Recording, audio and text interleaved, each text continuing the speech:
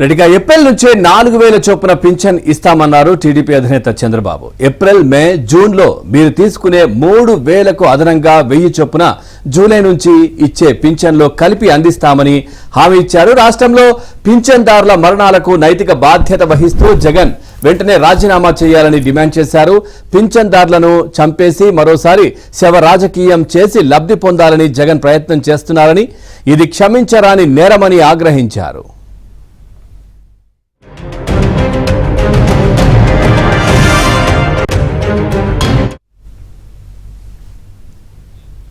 వాలంటీర్ల వ్యవస్థను ఎన్నికల్లో జోక్యం చేసుకొనివద్దు అని ఎన్నికల కమిషన్ ఆదేశాలు ఇచ్చింది అన్నారు చంద్రబాబు.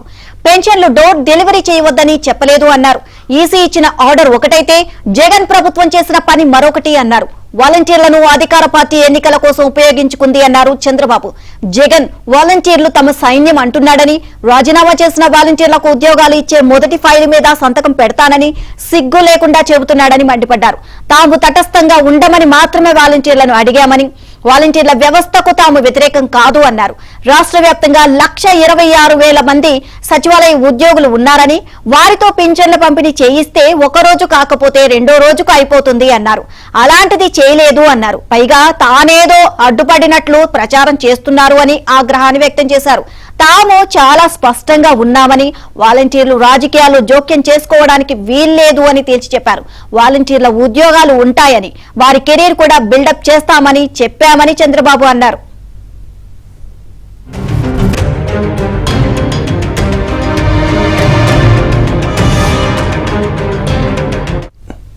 పెన్షన్ల పేటెంట్ హక్కు టీడీపీదే అని చంద్రబాబు స్పష్టం చేశారు. ఎన్నికల్లో గెలవగానే పెన్షన్లు పెంచుతామని మొదట చెప్పిన పార్టీ తెలుగుదేశం అన్నారు. ఇక పెంచిన 4000 ఇస్తామన్నారు. ఒకవేళ ఒక నెలలో తీసుకోకపోతే 3 నెలల వరకు ఒకేసారి తీసుకునే వెసులుబాటు కల్పిస్తామన్నారు.